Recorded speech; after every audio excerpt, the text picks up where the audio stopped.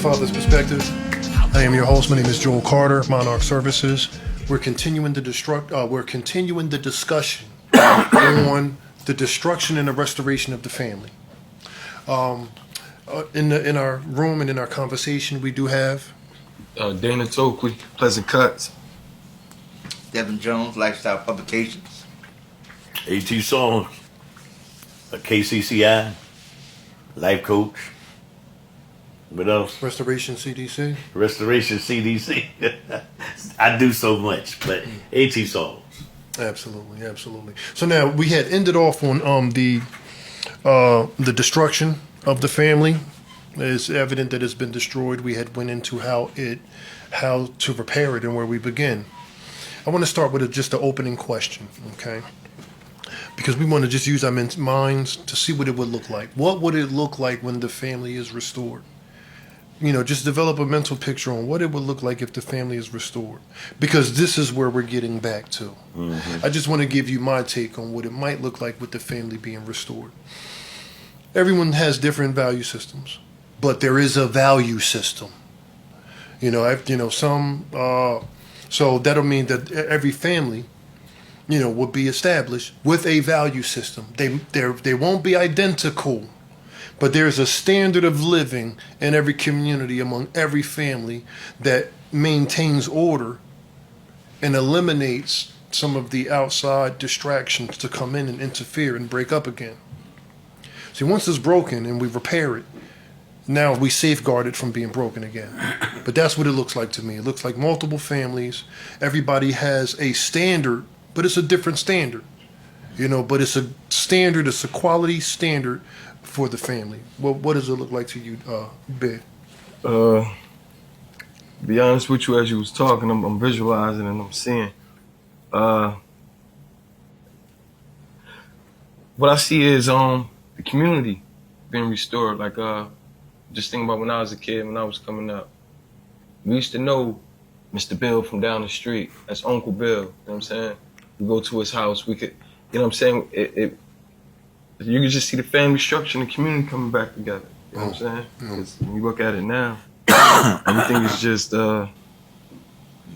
isolated, or it's no structure at all. Even in the community, on your block, your next door neighbors, there's no structure. So I can see community coming back together. People actually knowing each other. Absolutely. Common unity is what you say. Yeah. You Devin. Yeah, I can see when individual families start coming together, then you will see the community come together, because that community will be their own family. Mm-hmm. We don't do this in Centerville. We don't do this we do this how we do this here. It'll be like their own little community. Everybody talking to one another. Everybody support one another. Everybody supporting each other's dreams, especially when you have that communication with each other. But since we don't have that, it's all lost. It's all jumbled, and it's that constant communication that we need, and that's exactly it. It'll be more peaceful, man. It'll be more peaceful on your block. You don't have to worry about shooting. You don't have to worry about violence. You have that safety, you have that security, you have the protection, you have that vision, you have all that. Good. That's great. And now, you, Mr. Sauls, what does the repaired family look like in your eyes? In mine, the repaired family looks like a positive family. Doing everything positive, an example to the community.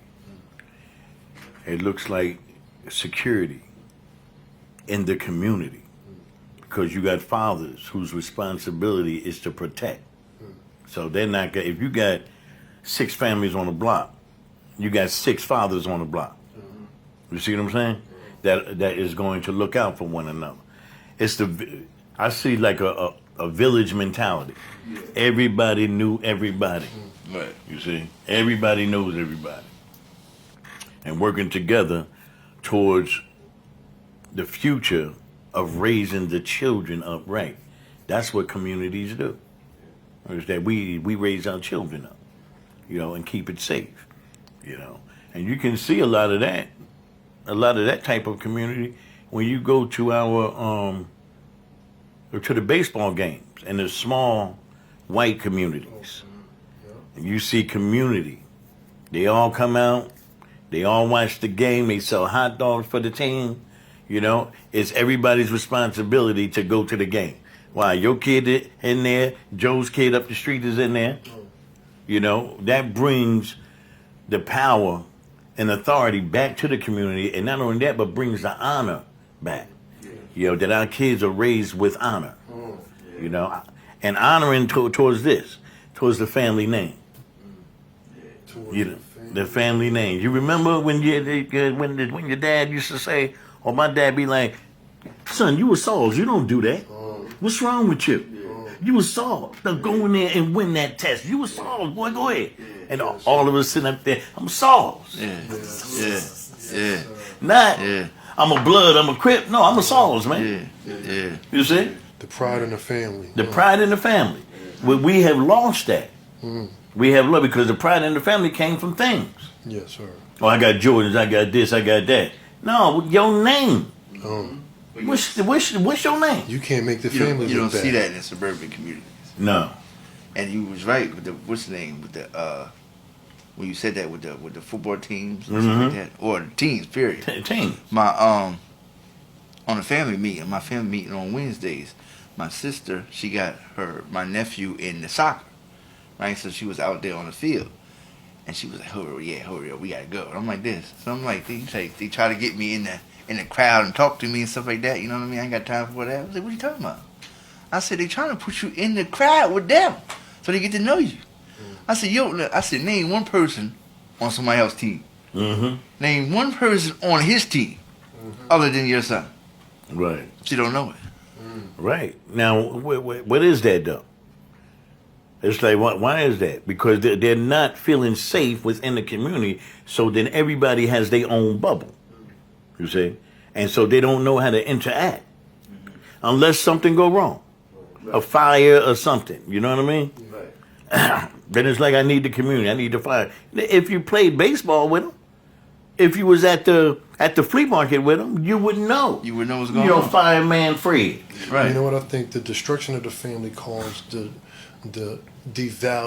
destruction of the family value system. I remember, right, when I was young, when there was an adult present, you'll put the cigarette down. You say, nah, we ain't gonna curse around her. Or another person's mom can say, come here. What y'all, get over there. You ain't supposed to be doing that. I know better, your mom. yeah. Right. Now you go home, you go straight to the house. I don't want to see you out here no more. And you be like, yes, Miss Mary. And hoping to God that she don't call your mother. Yes.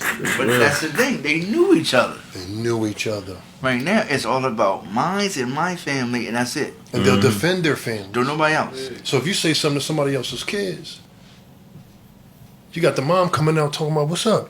Ain't even checking the situation. Not even checking the situation, just defending. Yeah. That's So it. like you said, the common unity. And I'm glad that question was great because it's what do you see? What do we see? What should it be? Now, I got another question. Are we Yeah. we still want to elaborate on this one?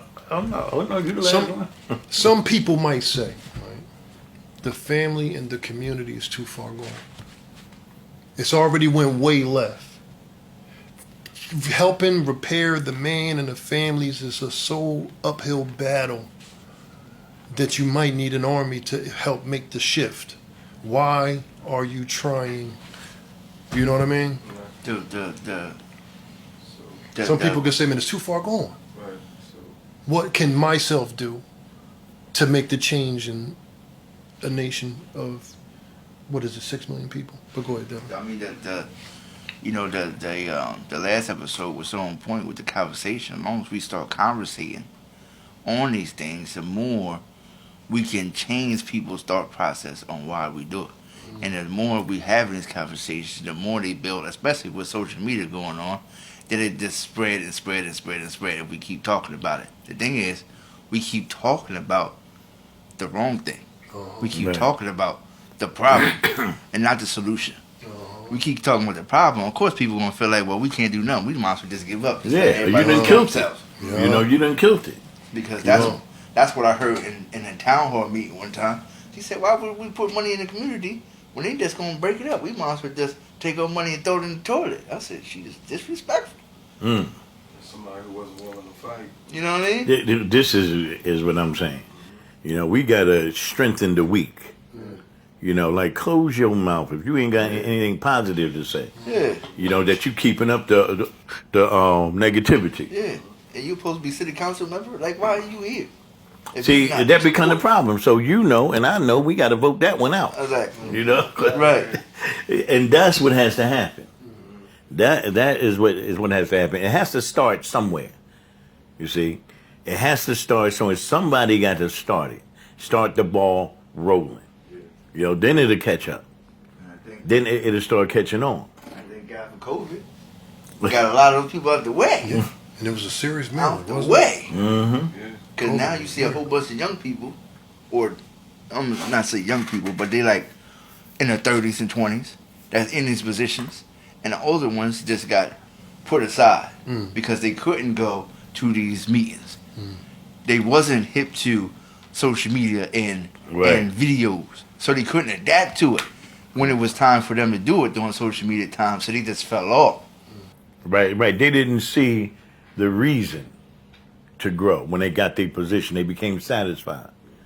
You know, but in anything, you got to move the old out the way and let the young come up. Right. You know, if this thing is going to live. Right. And also some of the resources some of the avenues that they would turn to help bring the reparation, that would help bring the transformation, or they're no longer confident in.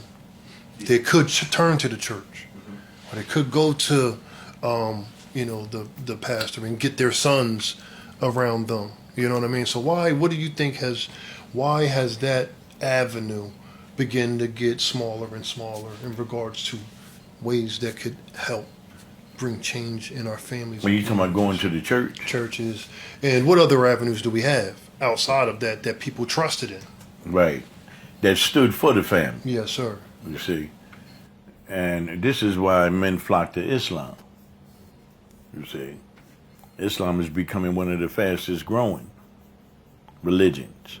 But when you talk about the church, you're talking about religion. Okay? But so if religion was a place to be trusted in the past, what was religion communicating to the next generation, and how did the next generation get off? In other words, what came into that religion that caused it to fail in the next generation? And what it was corruption. You see, corruption after corruption after corruption. Then you hear people talking about it. Now the next generation don't have any confidence in it, but they want God, but they don't have any confidence in the systems that's down here that is supposed to bring them to God, because it became a money thing. You know, so if we're going to restore it, this is why a man's first priority is his peace. He gets his peace from being in the presence of God. You see? Because before, it wasn't any church. It was a group of men that understood principles, you know, that had relationship with their God.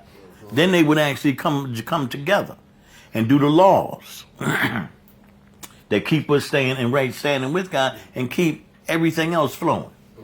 But soon as that is broken up, then the next generation don't have trust. You see, don't have hope in what was being taught. You know, you look at our kids today, you know, every child when they come up in church at a certain age, when they first get out there, they done lost their mind. They done lost their mind. College have taught them something else. College had challenged what they've been taught. You see? And then they've been shamed about it. So the key is to get more men actually coming together and getting in the presence of God. You know, none of that. I'm not talking about religious stuff. Yes, sir. You know, I'm talking about relationship. What is your relationship with your God? Do you believe that your God hear you? Well, come on, let's touch and agree on these things, because we talking community. You know, I mean, that's what made yeah, it. you ain't got to be no Christian. Right. I hear accountability when you talk. Mhm. I hear accountability. That's what made the Muslim movement so successful, or in the Black Muslim movement, Mm-hmm. because it was men coming together. It wasn't really the religion.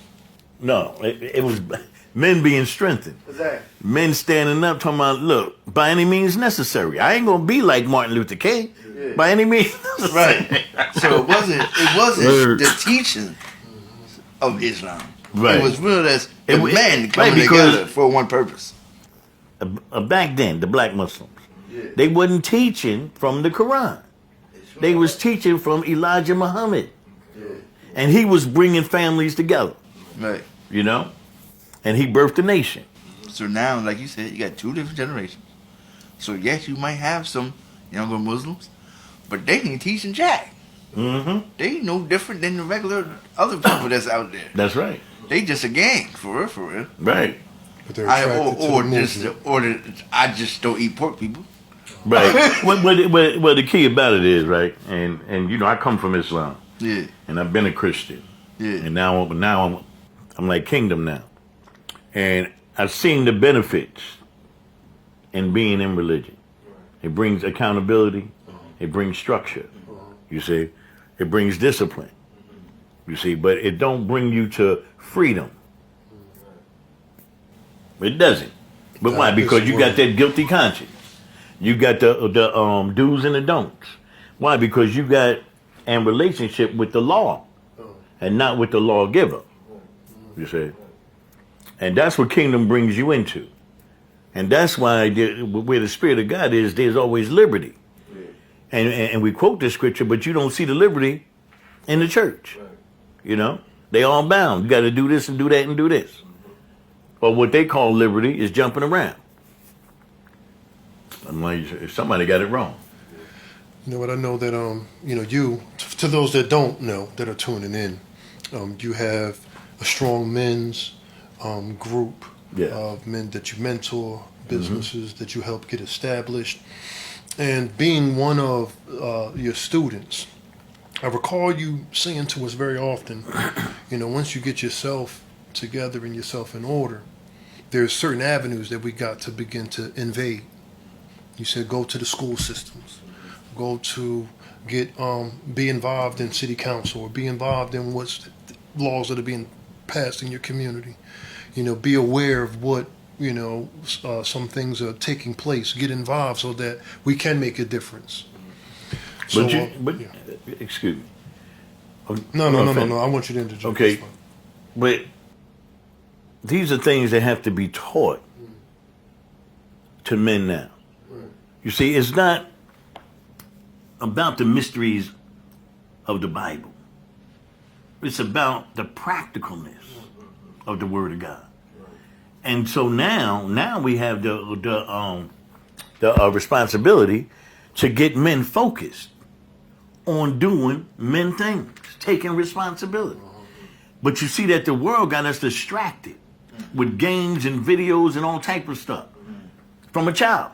They know how to do this already. You see? And so it's all of those distractions that you got grown men spending $400-500 on these games just to burn up time. Video games. And we think that it's good. It's good, but is it right? Is that what you're supposed to be doing? You see, there are some things that when you become a man, you put childish things away. We have to be in city council. We have to be at the PTA meeting. We have to be at the school board. Why? Because that's our responsibility for the kids. I don't have time to sit home with you and play the game. Matter of fact, you come with me. How old are you? 11, 12? Come on. We going down here to the PTA. Son, this is what you do. You show up at the school and you listen to what they're going to be teaching your children. See, we have to take men like that. When I came amongst y'all, I had to show you what men are because I was shocked. I said, nobody taught them. I said, wait a minute, you can't get mad at these guys when no man taught them. I said, no, we got to teach them. We can't do Mary Had a Little Lamb. I said, no, we have to teach them. And we started teaching. And now you have to teach. They say each one teach one, right? It's true. Gotta go to the parent That's right. And put away childish things. It's real that you said that, because as you saying it, I'm seeing it, and I'm getting more of an understanding as you saying it now. It has to be taught over, and we're at this point. That's why the community is the way it is now, because of the games, because of all that. We've been distracted. All of the distractions. And then everybody want to be like, oh, how this happened? Because we not at the meetings. Like you said, we wasn't taught. I thank God that you know what I'm saying? That you came in just something that small. Yo, y'all got to go down. Something that we frown upon. It look corny. That's what they tell us in the city. That's corny. That's whack, man. Don't do that. Say whack. All right. Say, wait a minute. I'm in charge here. We've been programmed that way. Programmed that way. Right. Programmed. Because it's corny. You know what I'm saying? But it's like, nah, we going for the counterfeit when we believe that. And that's why our city and our community is the way it is. So let me put this systematically real quick. I want to see systematically, what did we discuss? We discussed repairing a man, and you said you're starting with the mindset. We went into what it looks like. And then you said that men got to get together and communicate. They need to be aware of the problem and then get answers on how to resolve the problem. Right. But then once they get their mind right, you show them how to engage in their communities, engage into the school systems. Right. And this, you can see how it's a system that can produce change. You can see that first starting with the mindset, starting with the value system, communicating in regards to making people aware of the problem. Sometimes you can be sitting and slob and don't know you're in it until somebody say, man, yo, you got a hole in the back of your pants, bro. I do? Yeah, man, change your pants. Yeah. So sometimes people don't know. And you just can't take for granted that they know. That was my first year down here.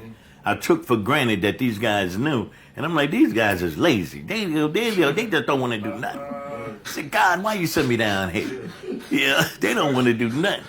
And God gave me Psalms 82 that they groping around in darkness, ignorance. Say no. Tell them what I taught you about being a man. Oh, then I had to put the word aside for a minute. Hold up, fellas. Let me talk to y'all. That's real. Yeah. And we thank you for your mentorship. Amen. And we can see that we are going out in the community, like Pastor Joe said, and doing these things. Right. Because they don't know. They That's don't right. know. You know what I'm saying? That's Like, right. I And think you I was held at, accountable for it. I was at work one time or something like that. It was something I forgot what I had to correct with the dude. He was like, yeah, good looking. I said, yeah, I told you, because if I was like that, I want somebody to tell me. I'd be real ignorant. I'd be sorry. He was like, yeah, you right about that, bro. I was like, yeah, for real. We got See how practical that is? Practical talking. You know, men have been silent for years. Men have been in their own world for years. Men have a form of manliness, but denying the power thereof. Did I hook that up, y'all? Show them in tissue.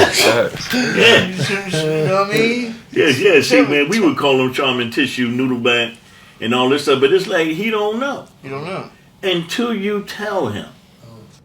You can't judge him. You see? Until you confront him. You can't judge him. So once I had understood that, then everybody became a golden vessel to me. You see? It's like we didn't know because of the missing components in our family. The missing components. Ain't that something? Things that were taught to us weren't, because it was the main component that was absent. And so you see how the voice of a father comes in and changes everything. You see? So that means that you, as a male, you have the voice of a father, not the voice of a mother. A mother can't have the voice of a father. You know? That's why God said, I know Abraham. I know him. Because I know that he would command his family to follow me. And now it's different when you can command. You command by what you, or how you live and what you say. Because when a man speaks, you have the conviction behind it. You know? You have the real conviction. You got to speak up. You have to speak up. On everything. Because there's plenty of problems. Men have a voice and don't even know it. You know, they want to sit around, mama. So like, yo, bro, go say something about that. This guy's standing out here on gay day and he ain't got no clothes on with the kids around. Ain't nobody say nothing to him. They would have been a scuffle. It's like, oh man, I don't care what you do, but that's indecent. That's indecent. Indecent. Yeah, indecent exposure. Somebody Plain call fact, the the law. police. So what are Yeah. the regulations when you have a parade, man? You know what I'm saying? There's got to be some regulations. You can't do this. You can't do that. You can't be walking around butt naked and booty blessed in the streets. Nobody said nothing. But that's the thing. Nobody said nothing. That's fear. Let's end it What off they on that. did was put it on But you already cut it? Facebook and got, Did you cut it already? should this person be locked up? Yes or no?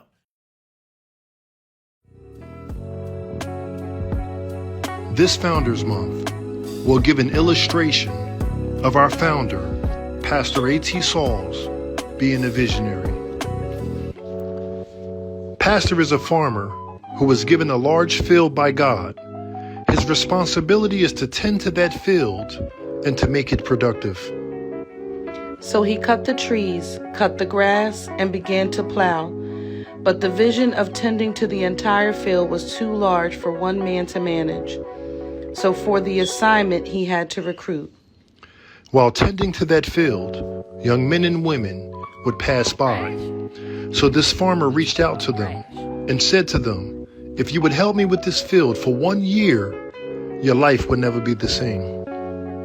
So these young men and women helped this farmer with his field and discovered skills they never knew they had. Their lives were changing. They were becoming skilled farmers. They sowed seed and tended to the ground. This farmer constantly taught them and reiterated that when these trees grow, the harvest would be great. As others passed by, this farmer would continue to recruit. One person cut his arm on the plow machine and was sent to the AR and needed stitches. He returned to the farmer not to abandon the vision of helping this farmer with his field. Another person sprained his toe while tending to the garden and needed medical attention. So he went to the hospital and got patched up. But when he returned to the farmer as well to help him with the mission of tending to this field. Eventually, the trees grew and matured, and the farmer stood with his team, and they saw 40 acres of apple trees, full of apples ripe. The farmer said, "Now it's time to pick the apples, but it's too many for me to pick alone." So he gave everyone a basket to pluck the apples from the trees. When finished, the farmer and his team beheld a barn full of ripe red apples. So this farmer showed one team how to make applesauce and another to make apple juice, and they packaged it up and sent it to the market. Another team he showed to make apple cider, and another how to make apple pie, and they packaged it and took it to the market. The last team he told to bag the apples whole and sell them at the market. And the farmer and his team benefited tremendously from the mission of tending to the field.